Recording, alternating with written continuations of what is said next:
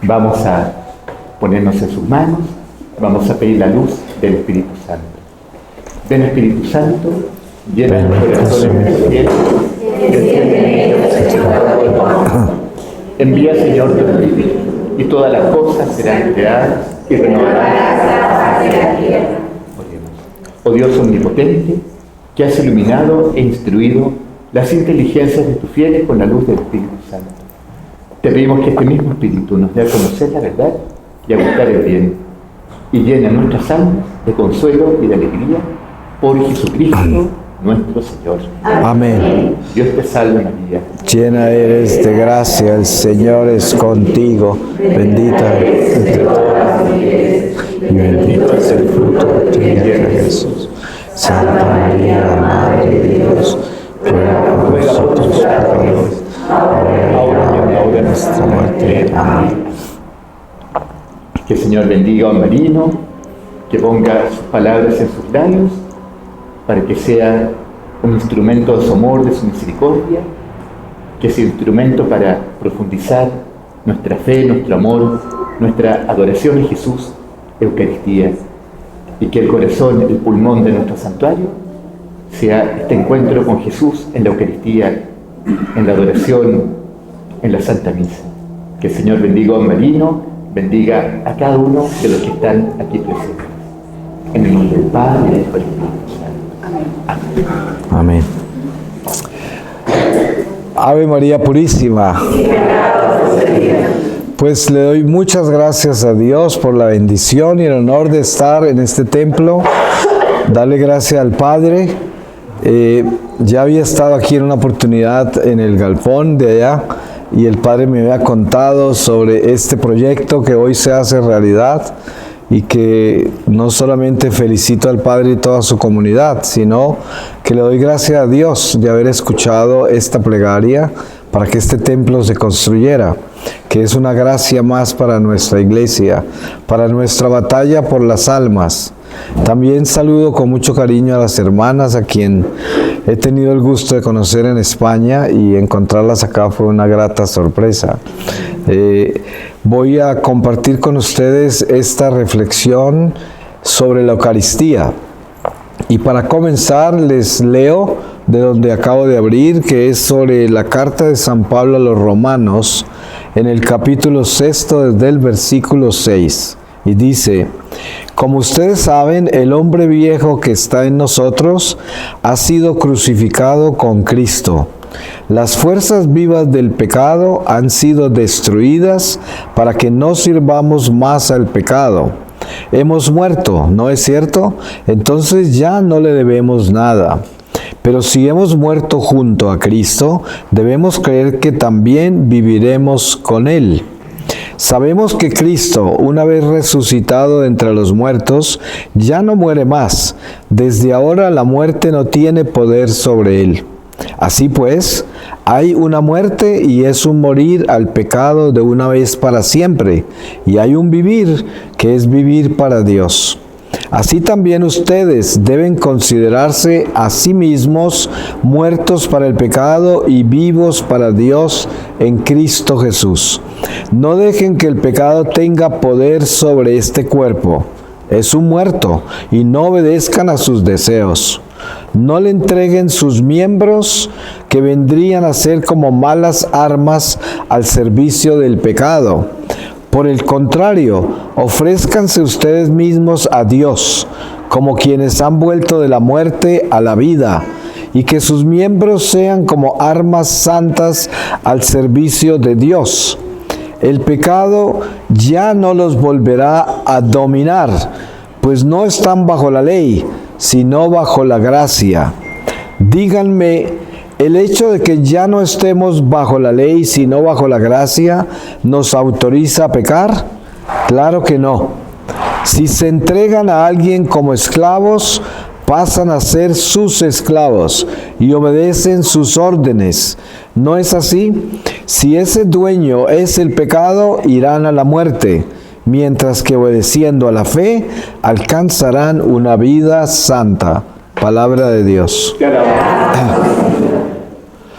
Para nosotros, la Eucaristía representa la vida misma, porque es el Espíritu de Dios en nosotros, su cuerpo y su sangre, su promesa de vida eterna. Y nuestro desafío más grande como católicos es entrar en el espíritu de la Eucaristía, porque la misión más grande que tenemos como pueblo de Dios es eucarística. Somos instrumentos eucarísticos de reparación. Es lo que somos nosotros. Nadie puede hacerse católico por voluntad humana, aunque esto suene un poco raro, pero les explico. Hemos leído de que somos un pueblo escogido, separado y predestinado. Hemos oído que Dios nos conoce desde siempre y desde siempre nos escogió. Entonces somos el ejército de Dios para la salvación de toda la humanidad, porque la salvación no es solo para nosotros católicos, sino para toda la humanidad. Pero esa salvación viene desde el pan de vida de la Eucaristía, que es el don más grande redentor que el Padre Celestial le ha dado a toda la humanidad. Entonces, si entendemos lo que es predestinado, escogido, separado, militante, ejército de Dios, sabemos que tenemos que haber sido creados por Dios para ser instrumentos eucarísticos. Ahí nos damos cuenta la dimensión de lo que es la Eucaristía. Y lo podemos ver así. En los Hechos de los Apóstoles, San Lucas nos narra que después de Pentecostés, los apóstoles partían el pan en la mañana, o sea, celebraban la misa, así la llamaban, y cuando salían hacia el templo de Jerusalén a predicar, alineaban los enfermos y la gente necesitada a los lados de las calles por donde ellos pasaban, y ya ellos no necesitaban imponerle manos a nadie. Con solo pasar se sanaba toda la gente. ¿Por qué? Porque llevaban en ellos ese don maravilloso de la Eucaristía. Por eso, ya tenían ese Espíritu Santo recibido en Pentecostés y que se reavivaba, se fortalecía con el pan. Entonces, aquí entendemos quiénes somos nosotros. Nosotros somos, como dice San Pablo, somos las vasijas de barro que llevan el tesoro.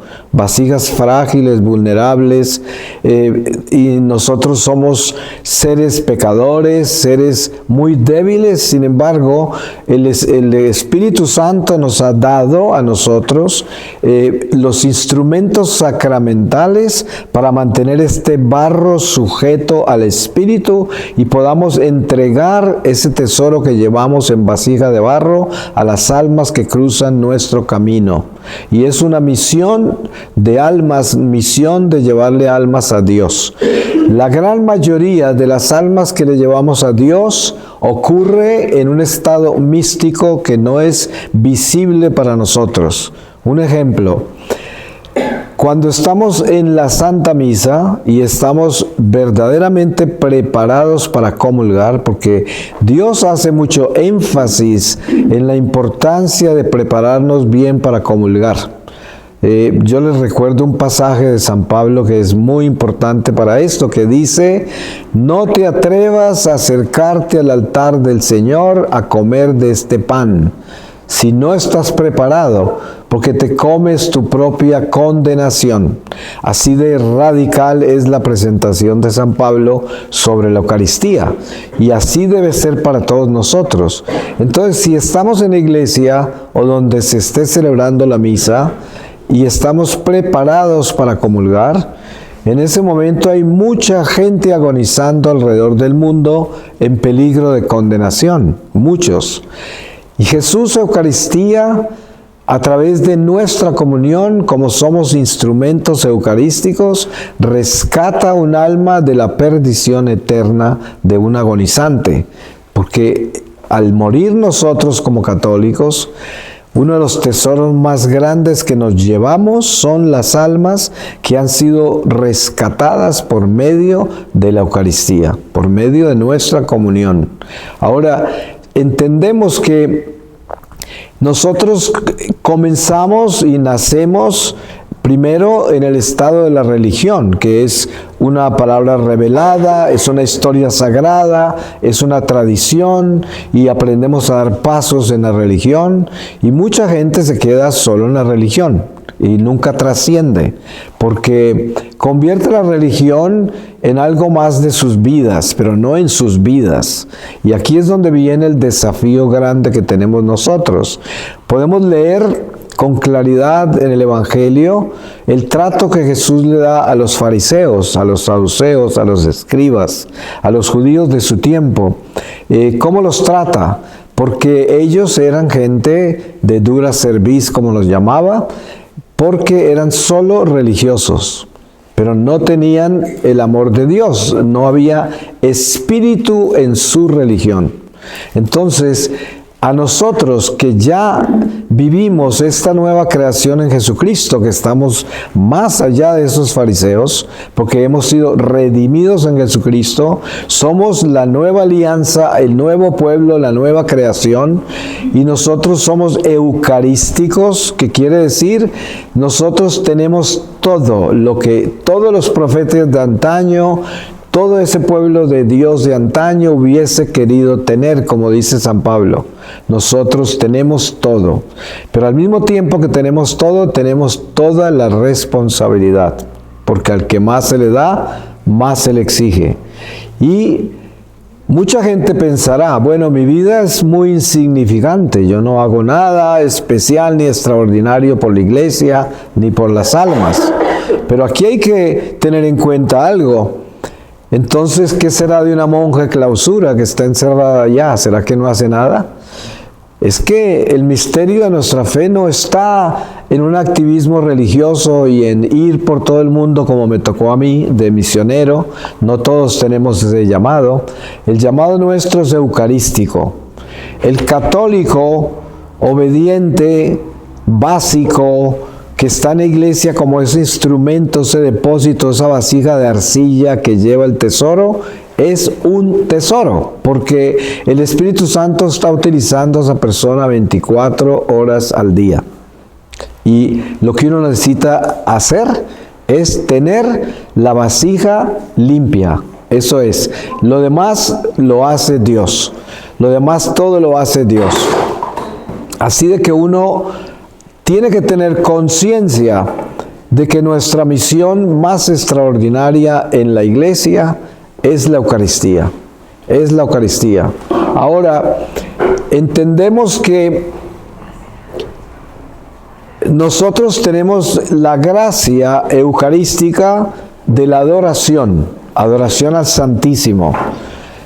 San Juan Pablo II, en sus viajes por el mundo, encontró una gran preocupación cuando vio que los religiosos de clausura se estaban acabando.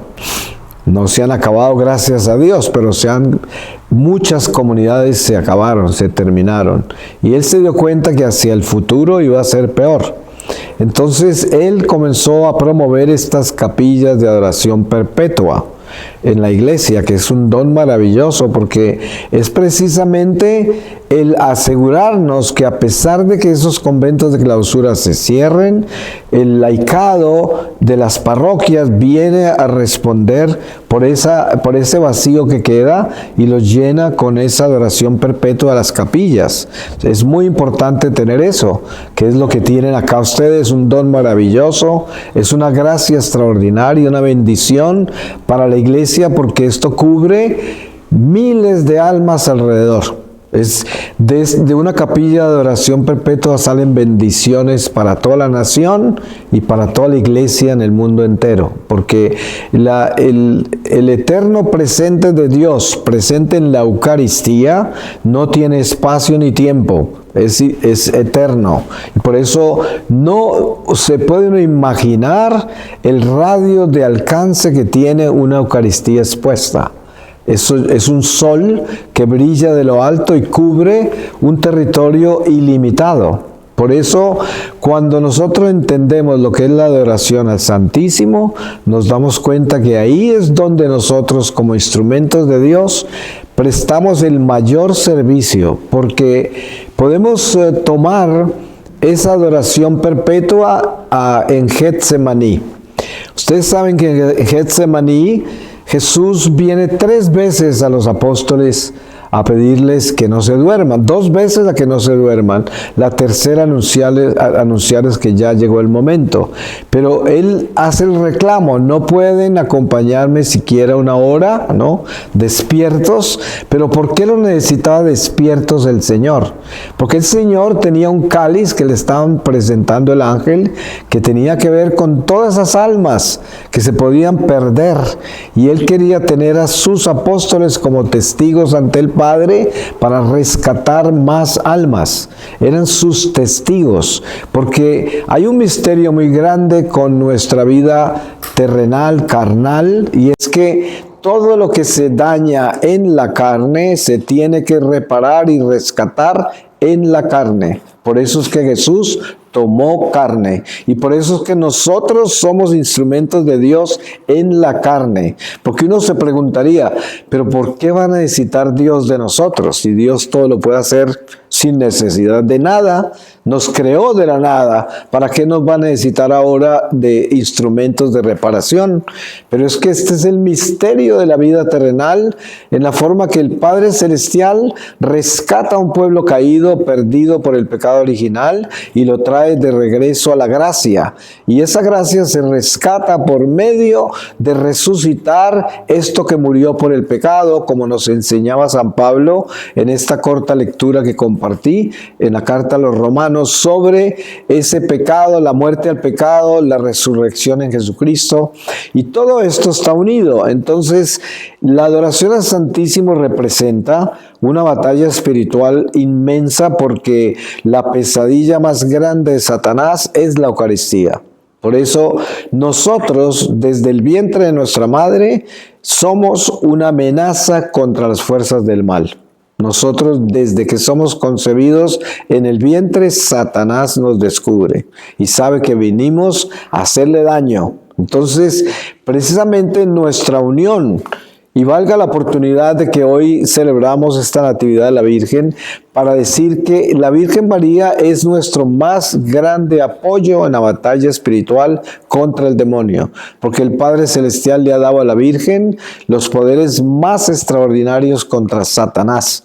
Por eso es tan importante consagrarnos a ella, unirnos a ella en oración, vivir con el rosario, entender toda esta mariología que la Iglesia nos da y convertir a esa Madre Eucarística, porque si alguien puede llamarse Madre Eucarística es la Virgen María, porque es la primera adoradora del Santísimo y la madre de ese Santísimo.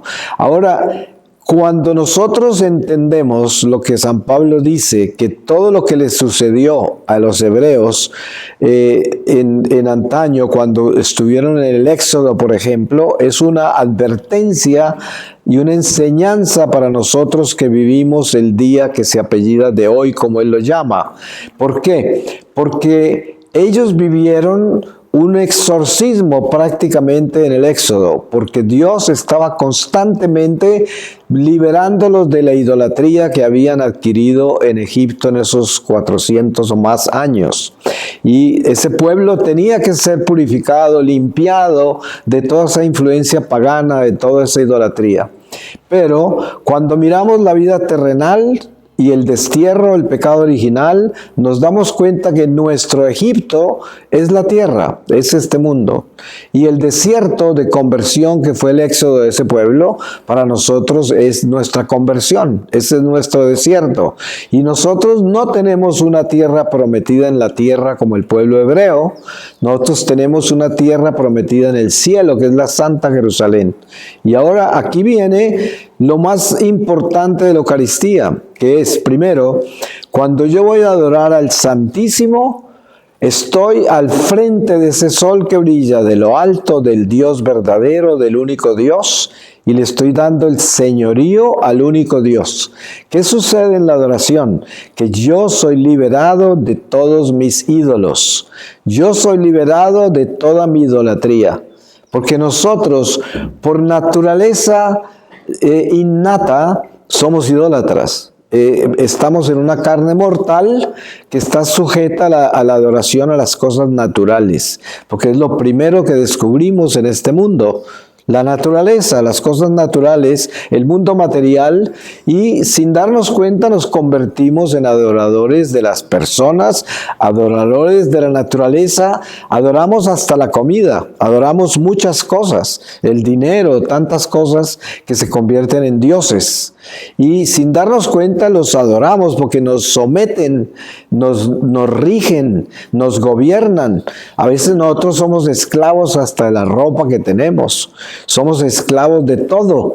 Y la adoración al Santísimo es una de las gracias más extraordinarias, porque ese Dios vivo que está en presencia de nosotros en la Eucaristía es el sol. Ese sol extraordinario que brilla desde lo alto y viene a liberarnos, porque ningún ídolo falso soporta ese sol.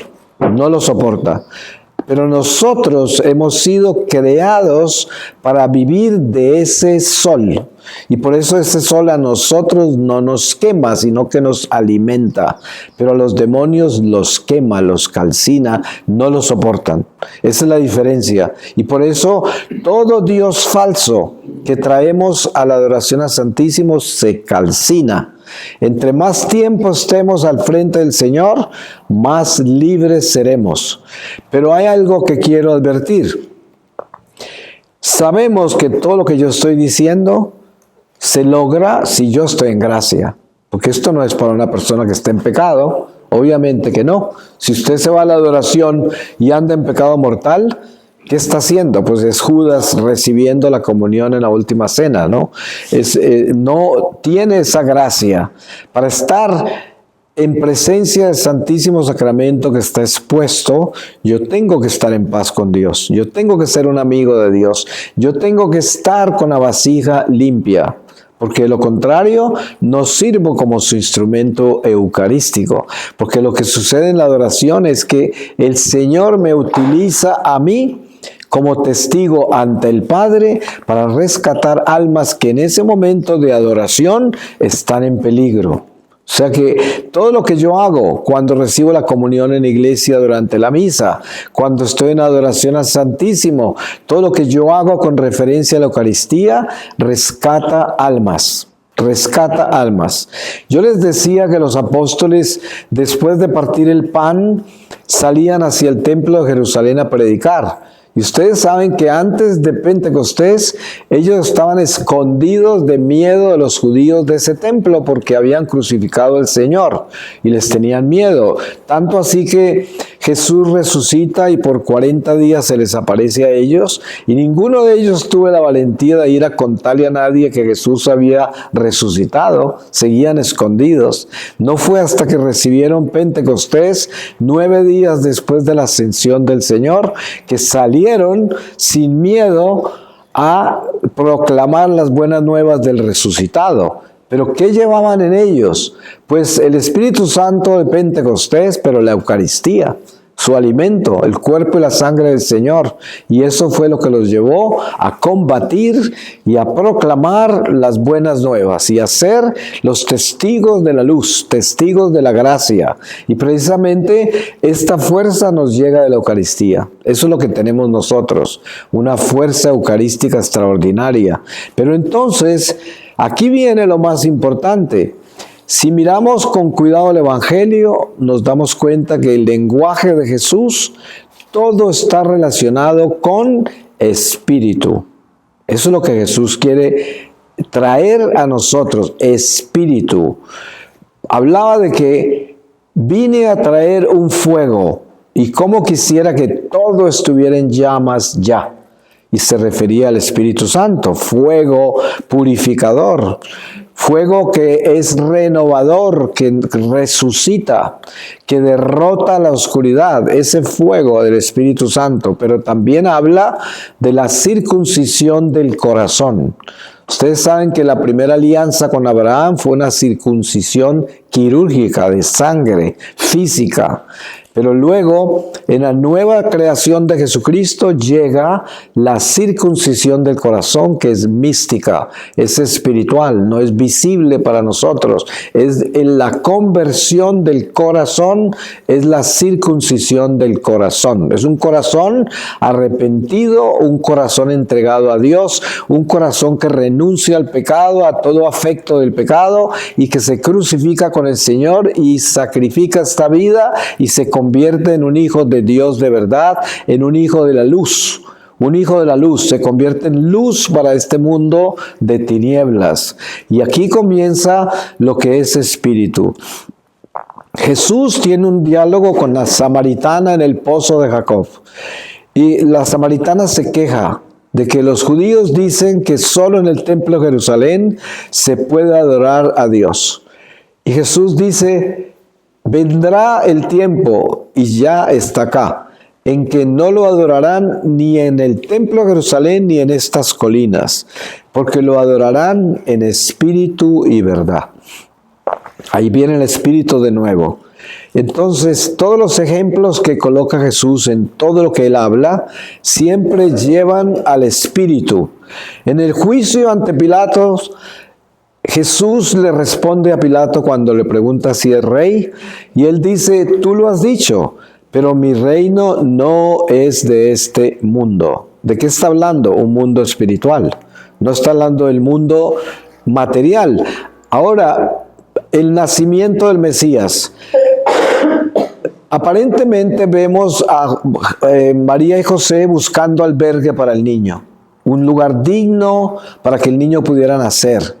Y buscan por todo Belén, pero Dios tenía otro plan. Y Dios permitió que María y José hicieran lo que es digno de un ser humano, porque Él no interfiere en eso. Pero encima de eso Dios tenía otro plan. El plan es que ese niño iba a nacer en esa pesebrera. Eso no fue un accidente, ni fue que lo rechazaron en Belén. No, aparentemente parece así. Pero lo que sucedió es que el plan era nacer en esa pesebrera. ¿Por qué? Porque es el principio del camino apostólico del Mesías. Y la primera lección es: mi reino no es de este mundo. Si fuera, hubiera nacido en un castillo, ¿sí? Pero les muestro que nací en lo más paupérrimo, en las pajas de un pesebre, calentado por animales, en un lugar que olía mal, en todo. Ahí nací para mostrarles a ustedes que hay que renunciar a todo lo que es este mundo. Y ahí comienza la lección del Mesías de lo que es de entender que nuestro reino no es de este mundo. Entonces, ¿ahí qué hay? Espíritu, hay espíritu. El espíritu reinando por encima de la materia.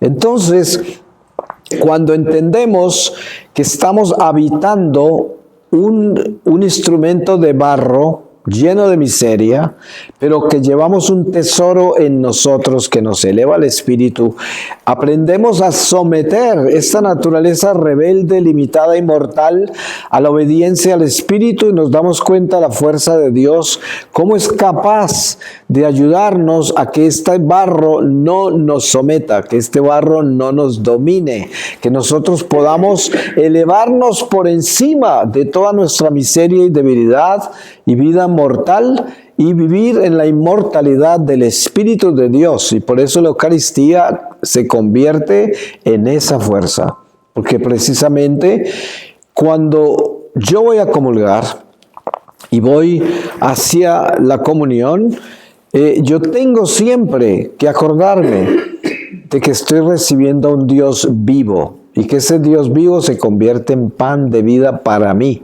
Yo tengo que acordarme que Jesús está vivo en esa hostia.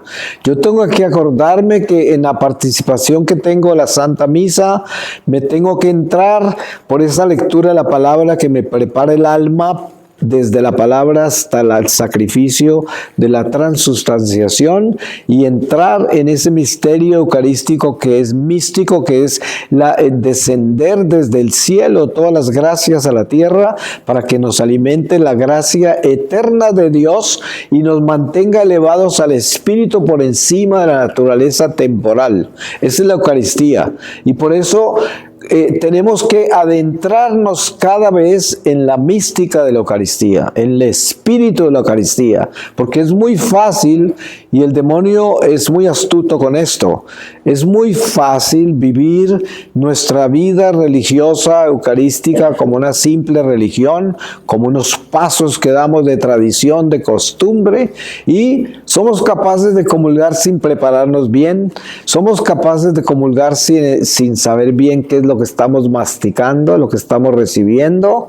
Somos capaces de comulgar sin acordarnos que es Dios el que estamos recibiendo, porque la religión puede convertirnos en ese tipo de persona, una persona que tiene costumbres religiosas, que va dando pasos de costumbres, de tradiciones, pero no de espíritu, sin espíritu. Entonces, la exigencia para nosotros, para que recibamos esa fuerza espiritual que necesitamos de Dios a través de la Eucaristía, es que nosotros estemos conscientes permanentemente de que la Eucaristía es Dios, que es Espíritu, que Dios es Espíritu, y ese Espíritu es verdad, y esa verdad es camino, y ese camino es salvación de nuestra alma, y ese camino es misión, porque es la misión para la que nacimos, y sabemos que somos responsables de estar llenos de Dios todo el tiempo para que ese Dios en nosotros salve almas, todas las almas que coloca en nuestro camino. Porque yo les doy un ejemplo de algo importante. La Virgen María en Fátima le enseña a los pastorcitos oraciones. Entre esas hay una que nosotros usamos casi en todo el mundo en el rosario, entre decenas. Parte de esa oración dice: lleva todas las almas al cielo, especialmente las más necesitadas de tu misericordia.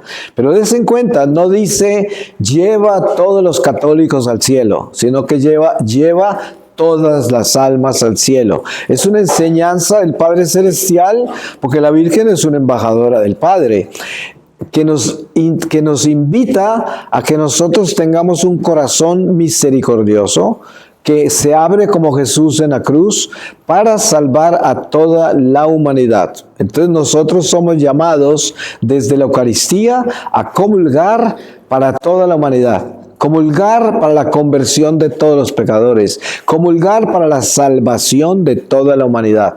Y en eso se debe convertir la Eucaristía, en un pan de vida que está servido para todos. Entonces, si yo entro en eso, ya esos extraños que cruzan mi camino todos los días, gente que veo por un instante y nunca volvería a ver y nunca he visto antes, esos me pertenecen, esos están en mi territorio, porque eso me los dio Dios, aunque sea por un instante, y yo tengo que estar lleno de Dios para que ellos se alimenten de mí, porque es que es en un instante que se alimentan.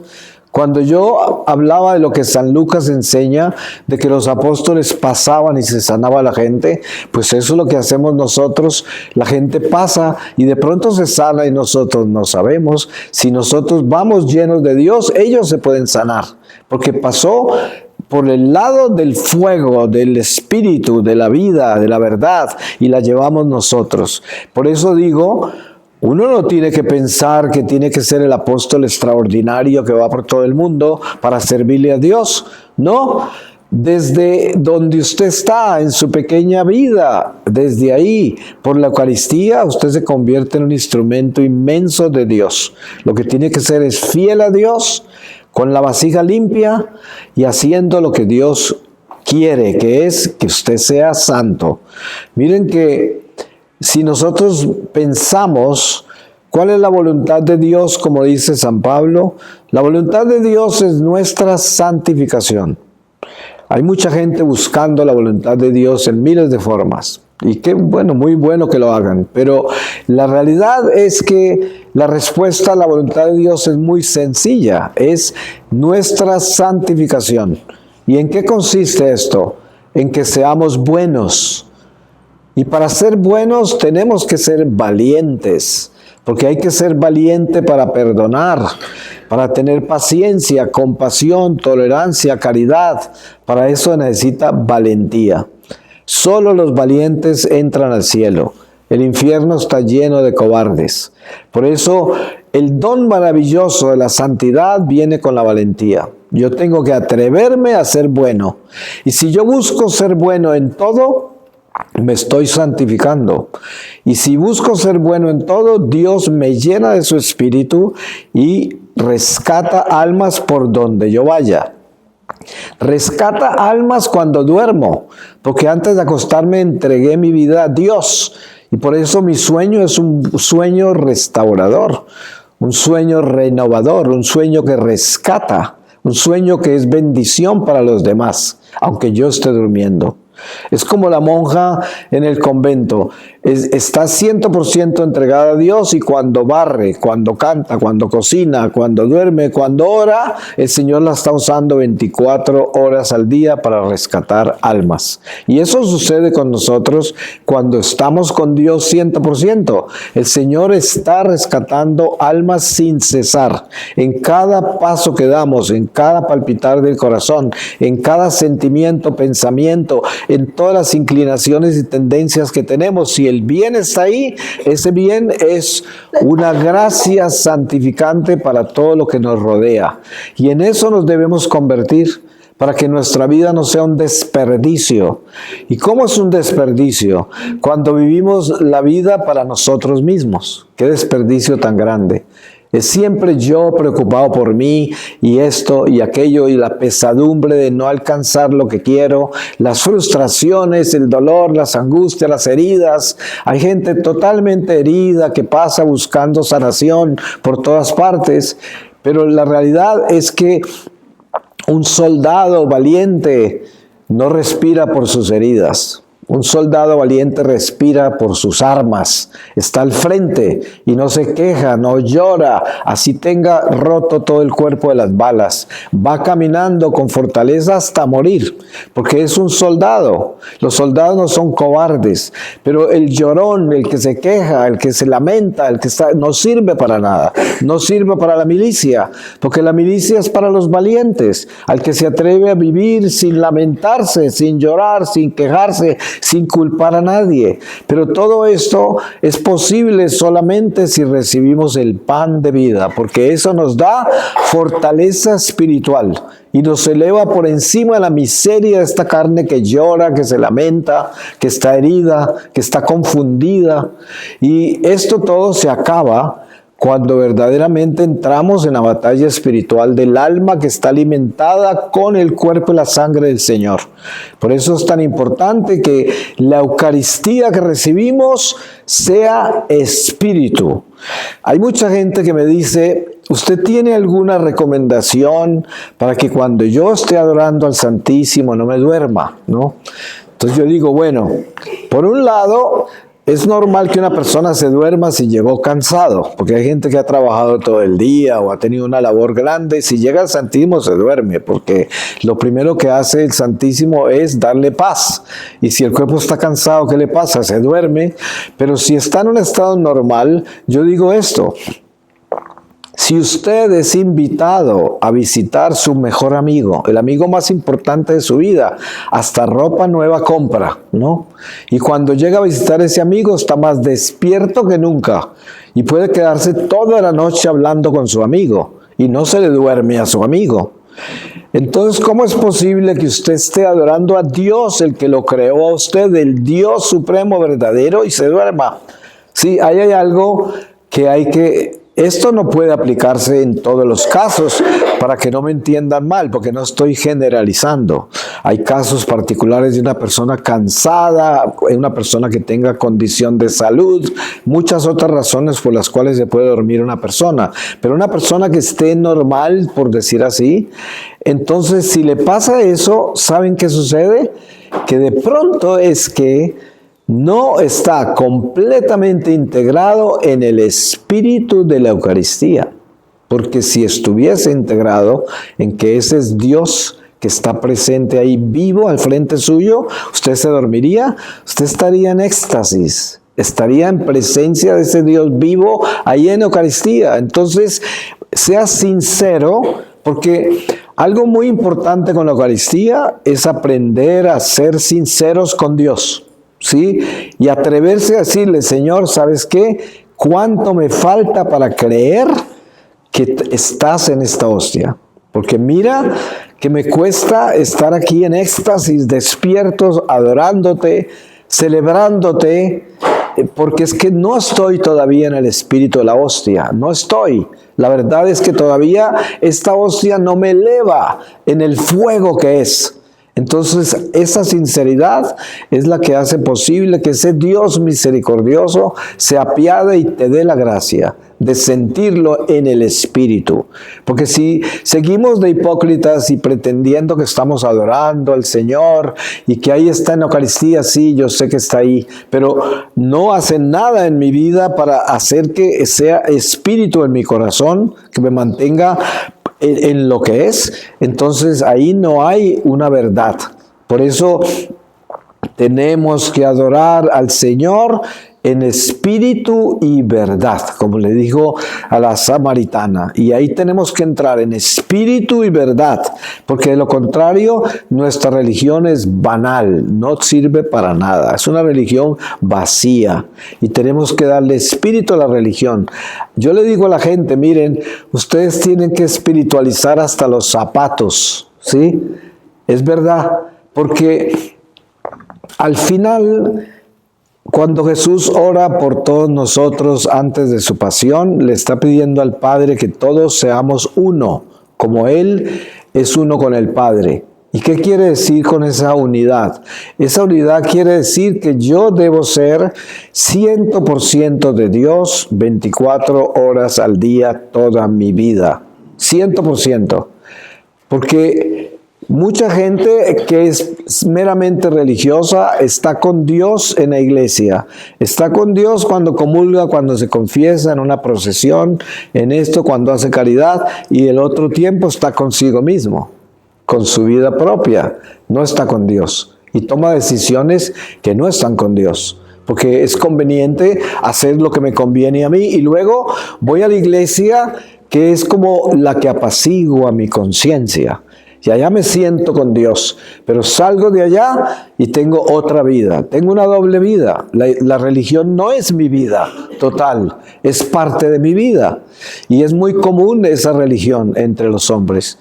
Pero para tener espíritu y verdad en nuestra religión, la religión tiene que ser todo en nuestra vida, porque la religión tiene que ser el primer mandamiento. Tan sencillo como eso. Si no es el primer mandamiento, es una religión en vano, vacía. Esa religión no nos salva, esa religión no nos llevará al cielo. Seguro que no. Si nos salvamos, vamos a pasar un purgatorio largo que tenemos que aprender de cero lo que teníamos que haber aprendido acá, que de eso se trata el purgatorio.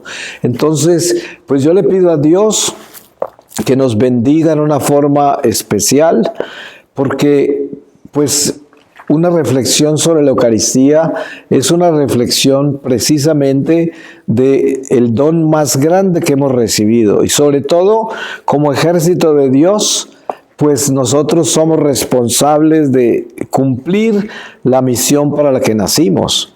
Y esa misión nuestra es la Eucaristía, como pueblo de Dios. Es nuestro mayor sustento. Y yo les voy a leer a ustedes para terminar. Esto para que la palabra de Dios selle todo lo que aquí hablamos y el diablo no se lo robe, porque él es un experto en robarse las cosas. Entonces les leo del capítulo 2 de la carta de San Pablo a los Efesios, desde el versículo 2. Dice así: con ellos seguían la corriente de este mundo y al soberano que reina entre el cielo y la tierra, el espíritu que ahora está actuando en los corazones rebeldes.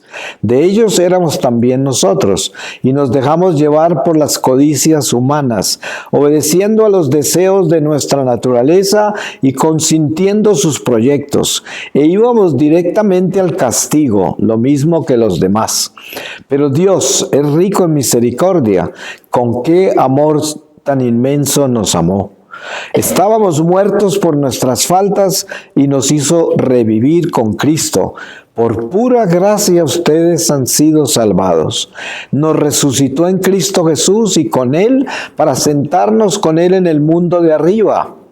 En Cristo Jesús Dios es todo generosidad para con nosotros, por lo que quiere manifestar en los siglos venideros la extraordinaria riqueza de su gracia. Ustedes han sido salvados por la fe y lo han sido por gracia. Esto no vino de ustedes, sino que es un don de Dios. Tampoco lo merecieron por sus obras, de manera que nadie tiene por qué sentirse orgulloso. Lo que somos es obra de Dios. Hemos sido creados en Cristo Jesús con miras a las buenas obras que Dios dispuso de antemano para que nos ocupáramos de ellas. Acuérdense de que fueron gente pagana, los que se llaman a sí mismos circuncisos por una circuncisión quirúrgica, los llamaban a ustedes incircuncisos. En aquel tiempo no esperaban un Mesías, no tenían parte en el pueblo de Israel y no les correspondían las alianzas de Dios ni sus promesas. Ustedes vivían en este mundo sin esperanza y sin Dios. Pero ahora, en Cristo Jesús y por su sangre, ustedes que estaban lejos han venido a estar cerca. Él es nuestra paz. Él ha destruido el muro de separación, el odio, y de los dos pueblos ha hecho uno solo en su propia carne. Palabra de Dios. Pues le doy gracias a Dios por todos ustedes, por esta misión tan linda en Chile, aquí en Santiago. Bueno, ¿esto es Santiago? No es, sí, es Santiago, ¿no? Por el Padre, que Dios lo bendiga y le dé mucha unción y sobre todo mucha paciencia con todo lo que tiene que manejar, ¿no? Pero qué bueno que tiene este pueblo que lo apoya. Y qué bendición que es poder compartir con ustedes estos misterios de nuestra fe. Y qué bueno que el Espíritu Santo nos llene de Él para que nosotros seamos esos instrumentos que Dios anhela, porque vivimos en un mundo demonizado. Todos sabemos eso. Este mundo está lleno de gente en el espíritu del demonio y nosotros somos la esperanza de Dios, porque fuimos llamados para hacer luz en este mundo de tinieblas y el demonio quiere apagar esa luz porque lo aterra, lo encandila, le quita las almas. Entonces nosotros tenemos que mantener este fuego encendido y la Eucaristía es la fuerza para que este fuego no se apague, para que no sea tenue, sino que sea un incendio, que por donde pasemos arrastremos almas con nosotros. Amén. Amén.